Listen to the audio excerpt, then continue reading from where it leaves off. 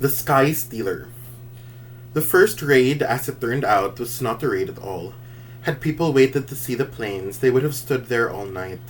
That accounted for the fact that no cuckoo had called from the radio. The Malking Express reported that a certain flak tower operator had become a little overexcited. He'd sworn that he could hear the rattle of planes and see them on the horizon.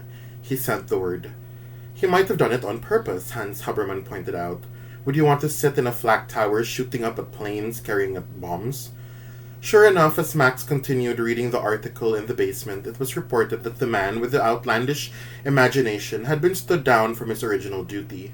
His fate was most likely some sort of service elsewhere. Good luck to him, Max said. He seemed to understand as he moved on to the crossword. The next raid was real. On the night of September 19, the cuckoo called from the radio, and it was followed by a deep, informative voice. It listed Malking as a possible target.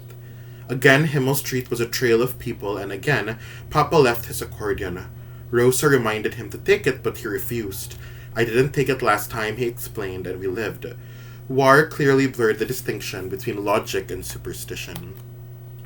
Eerie air followed them down to the fiddler's basement. I think it's real tonight, said Mr. Fiddler, and the children quickly realized that their parents were even more afraid this time around.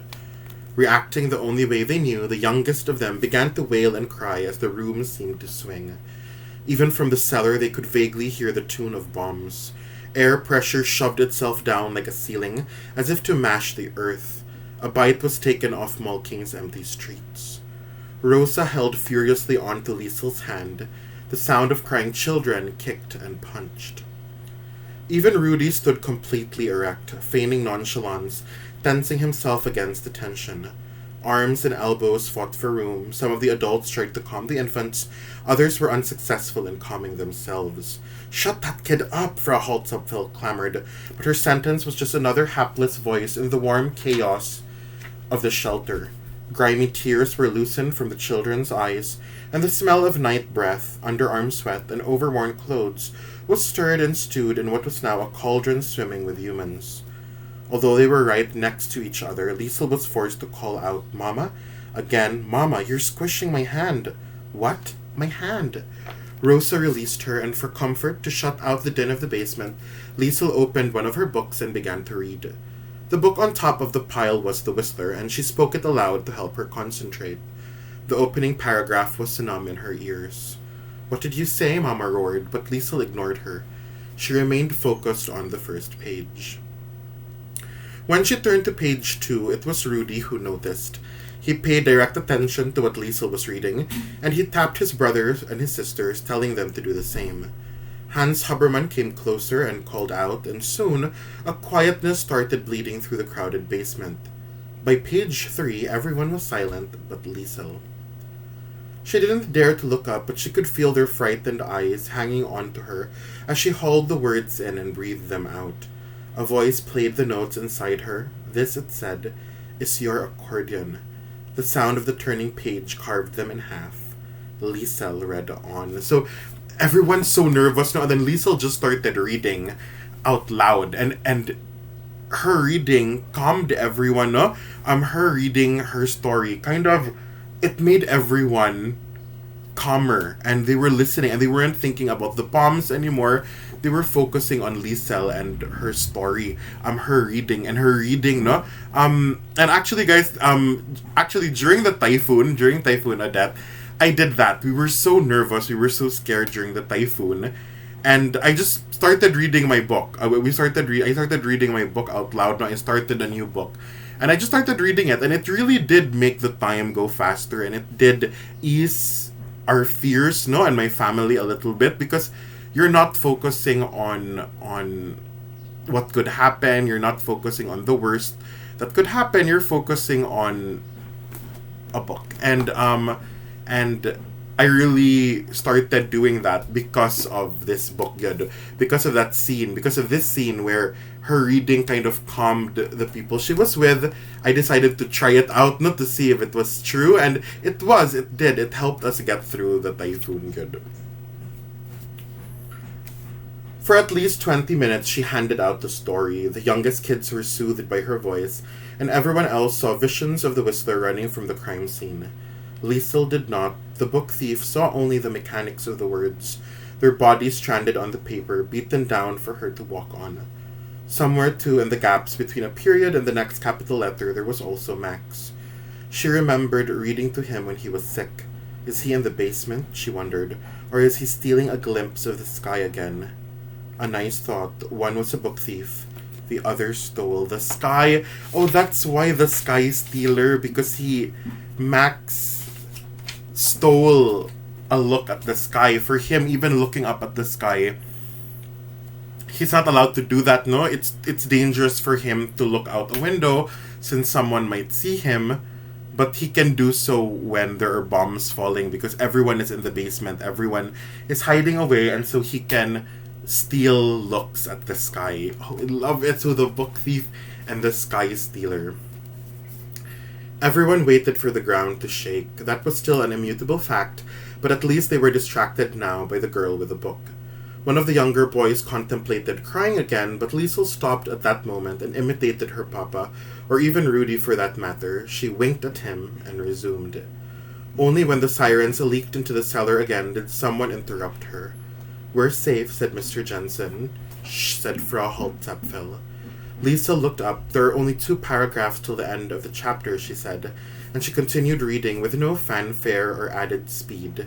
Just the words. Okay, so the bombs were over na, and they were like, "We're safe," and they were like, "Shh," because they wanted to hear Liesel finish the story, since she only had 2 more paragraphs to go.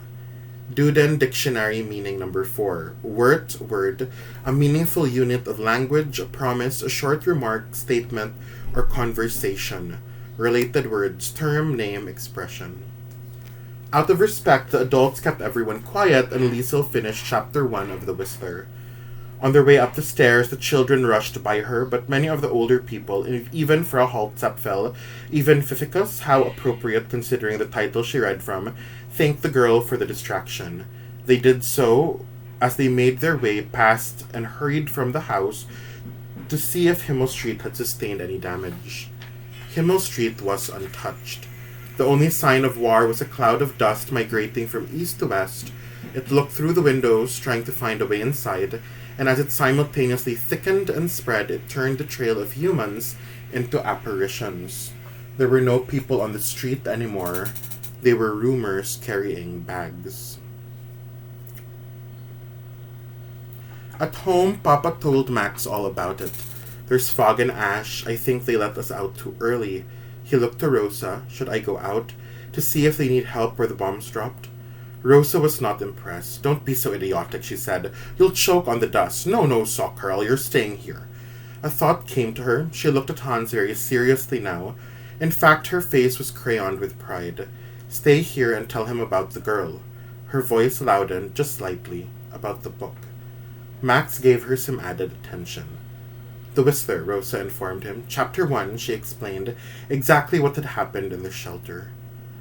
As Liesel stood in a corner of the basement, Max watched her and rubbed a hand along his jaw.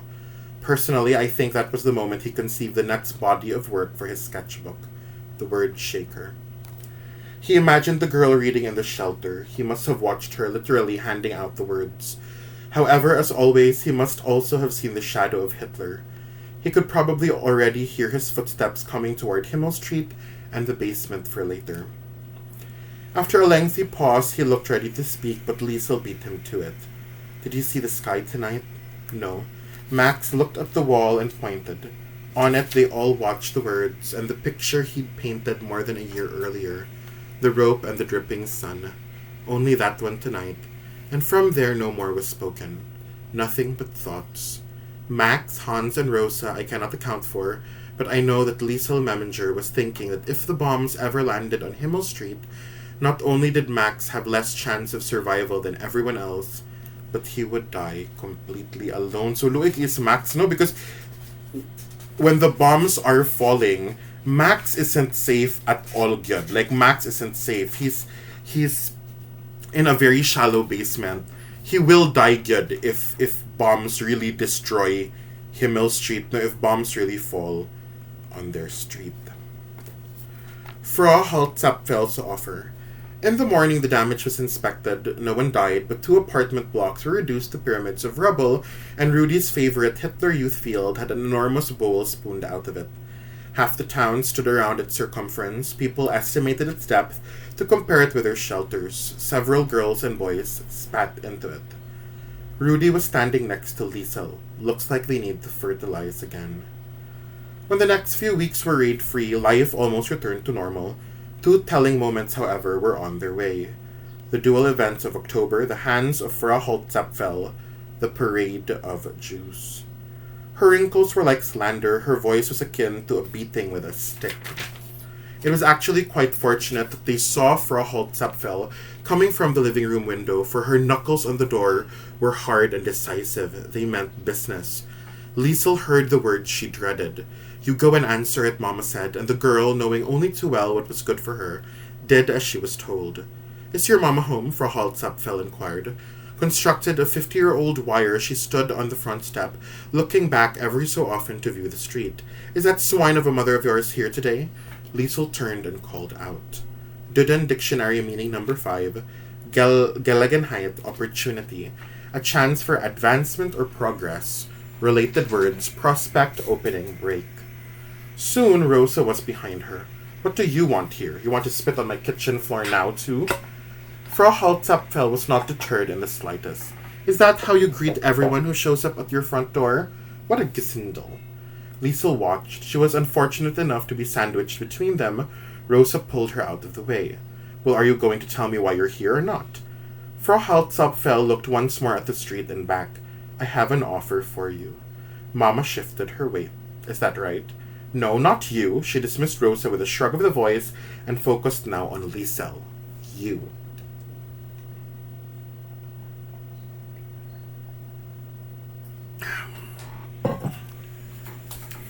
"Why did you ask for me then?" "Well, I at least need your permission." "Oh, Maria," Liesel thought, "this is all I need. What the can Holtzapfel want with me?" "I liked the book that you read in the shelter." "No, you're not getting it." Liesel was convinced of that. "Yes?" "I was hoping to hear the rest of it in the shelter, but it looks like we're safe now." She rolled her shoulders and straightened the wire in her back. "So I want you to come to my place and read it to me."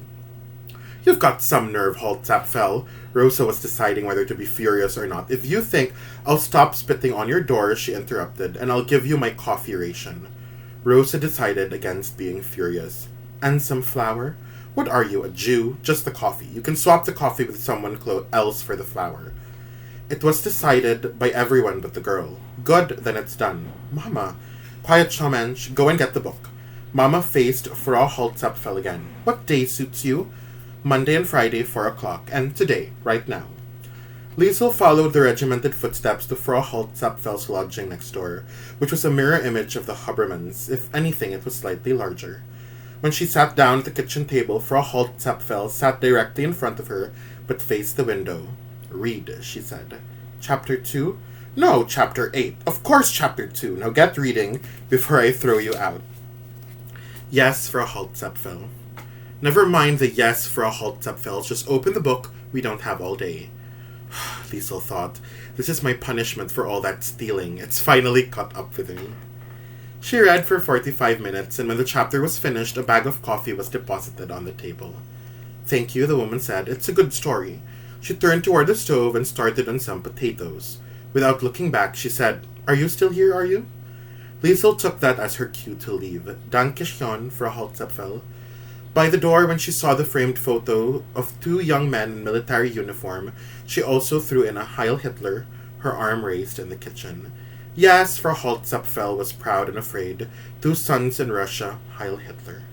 She put her water down to boil and even found the manners to walk the few steps with Liesel to the front door. Bis morgen. The next day was Friday. Yes, Frau Holtzapfel. Until tomorrow. Liesel calculated that there were 4 more reading sessions like that with Frau Holtzapfel before the Jews were marched through Molking.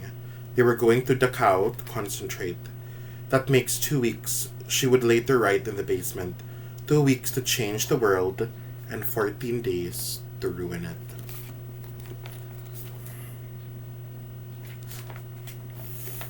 Okay, the long walk to Takao. Wait, I have to check if I'm doing this during a class. My students are working and I told them to message me if they needed anything. Grade 9. So they're working on lit work and I'm working on lit work for grade 9 too. The long walk to Takao. Some people said that the truck had broken down, but I can personally testify that this was not the case. I was there. What had happened was an ocean sky with white-capped clouds. Also, there was more than just the one vehicle. 3 trucks don't all break down at once. When the soldiers pulled over to share some food and cigarettes and to poke at the package of juice, one of the prisoners collapsed from starvation and sickness. I have no idea where the convoy had traveled from, but it was perhaps 4 miles from Mulking and many steps more to the concentration camp at Takao. I climbed through the windshield of the truck, found the deceased man, and jumped out the back. His soul was skinny, his beard was a ball and chain. My feet landed loudly in the gravel, though not a sound was heard by a soldier or prisoner. But they could all smell me. Recollection tells me that there were many wishes in the back of that truck. Inner voices called out to me. Why him and not me? Thank God it isn't me. The soldiers, on the other hand, were occupied with a different discussion. The leader squashed his cigarette and asked the others a smoggy question. When was the last time we took these rats for some fresh air? His first lieutenant choked back a cough. They could sure use it, couldn't they? Well, how about it then? We've got time, don't we? We've always got time, sir. And it's perfect weather for a parade, don't you think? It is, sir. So what are you waiting for? On Himmel Street, Liesel was playing soccer when the noise arrived. 2 boys were fighting for the ball in the midfield when everything stopped. Even Tommy Muller could hear it. What is that? He asked from his position in goal. Everyone turned toward the sound of shuffling feet and regimented voices as they made their way closer. Is that a herd of cows? Rudy asked. It can't be. It never sounds quite like that, does it? Slowly at first, the street of children walked toward the magnetic sound, up toward Frau Diller's. Once in a while, there was added emphasis in the shouting. In a tall apartment just around the corner on Munich Street, an old lady with a foreboding voice deciphered for everyone the exact source of the commotion. Up high in the window, her face appeared like a white flag with moist eyes and an open mouth. Her voice was like suicide, landing with a clunk at Liesel's feet. She had grey hair. The eyes were dark blue. Like Juden, she said. The Jews. Duden Dictionary meaning number 6. A land, misery, great suffering, unhappiness and distress. Related words, anguish, torment, despair, wretchedness, desolation. More people appeared on the street where a collection of Jews and other criminals had already been shoved past. Perhaps the death camps were kept secret, but at times people were shown the glory of a labor camp like Takao. Far up on the other side, Liesel spotted the man with his paint cart. He was running his hand uncomfortably through his hair. Up there, she pointed out to Rudy. My papa. They both crossed and made their way up, and Hans Huberman attempted at first to take them away. Liesel, he said, maybe... He realized, however, that the girl was determined to stay, and perhaps it was something she should see. In the breezy autumn air, he stood with her. He did not speak. On Munich Street they watched. Others moved in around and in front of them. They watched the Jews come down the road like a catalogue of colors. That wasn't how the book thief described them, but I can tell you that's exactly what they were. For many of them would die. They would each greet me like their last true friend, with bones like smoke, and their souls trailing behind. When they arrived in full, the noise of their feet throbbed on top of the road. Their eyes were enormous in their starving skulls, and the dirt was molded to them. Their legs staggered as they were pushed by soldiers' hands. A few wayward steps of forced running before the slow return to a malnourished walk. Hans watched them above the heads of the crowding audience. I'm sure his eyes were silver and strained. Liesel looked through the gaps or over shoulders. The suffering faces of depleted men and women reached across to them, pleading not so much for help, they were beyond that, but for an explanation, just something to subdue this confusion. Their feet could barely rise above the ground. Stars of David were plastered to their shirts, and misery was attached to them, as if assigned, don't forget your misery. In some cases, it grew on them like a vine. At their side, the soldiers also made their way past, ordering them to hurry up and to stop moaning. Some of those soldiers were only boys. They had fear in their eyes. As she watched all of this, Liesel was certain that these were the poorest souls alive. That's what she wrote about them. Their gaunt faces were stretched with torture. Hunger ate them as they continued forward, some of them watching the ground to avoid the people on the side of the road. Some looked appealingly at those who had come to observe their humiliation, this prelude to their deaths. Others pleaded for someone, anyone, to step forward and to catch them in their arms. No one did. Whether they watched this parade with pride, temerity, or shame, nobody came forward to interrupt it. Not yet. Once in a while, a man or woman, no, they were not men and women, they were Jews, would find Liesel's face among the crowd. They would meet her with their defeat, and the book thief could do nothing but watch them back in a long, incurable moment before they were gone again. She could only hope they could read the depth of sorrow in her face, to recognize that it was true and not fleeting. "I have one of you in my basement," she wanted to say. "We built a snowman together. I gave him 13 presents when he was sick." Liesel said nothing at all. What good would it be? She understood that she was utterly worthless to these people. They could not be saved, and in a few minutes she would see what would happen to those who might try to help them. In a small gap in the procession, there was a man older than the others. He wore a beard and torn clothes. His eyes were the color of agony, and weightless as he was too heavy for his legs to carry. Several times he fell. The side of his face was flattened against the road. On each occasion, a soldier stood above him. "Stand off," he called down. "Stand up." The man rose to his knees and fought his way up. He walked on. Every time he caught up sufficiently to the back of the line, he would soon lose momentum and stumble again to the ground. There were more behind him, a good truck's worth, and they threatened to overtake and trample him. The ache in his arms was unbearable to watch as they shook, trying to lift his body.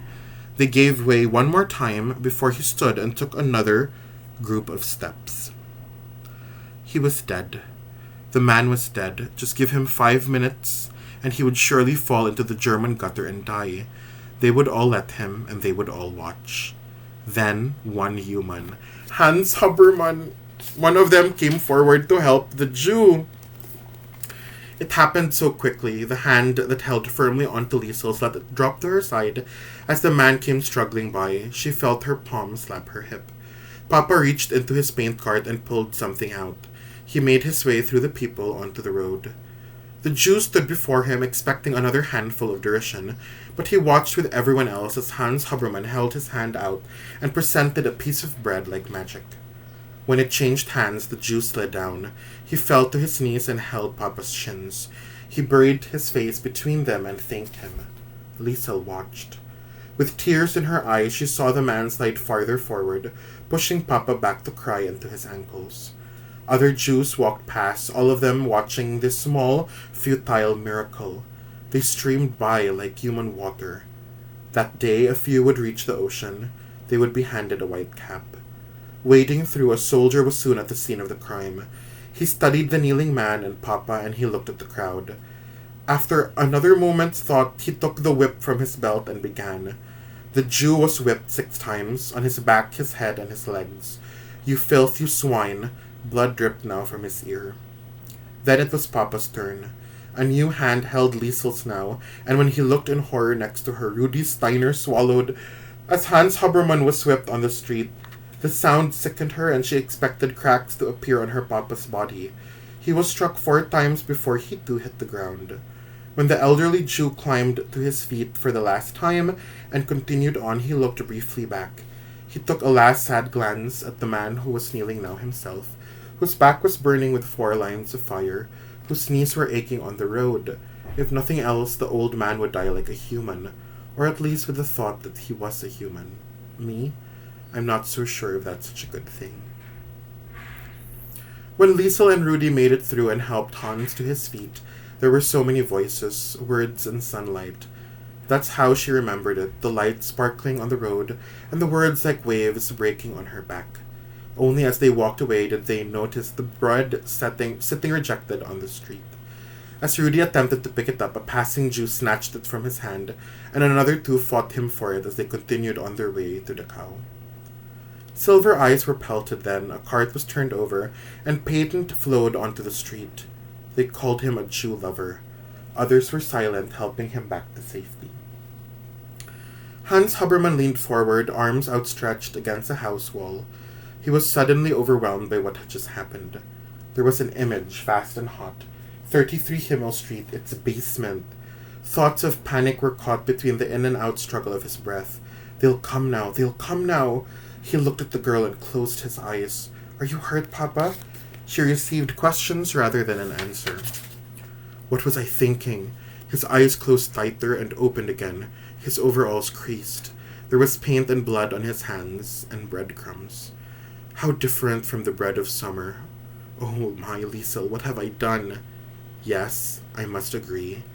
What had Papa done? Oh no, he showed kindness, but now that's going to possibly put Max in danger, no? Because he helped a Jew. And so the police will definitely look into it and will search his home, and Papa's like, what did I do? Why did I do that? Just because he showed kindness.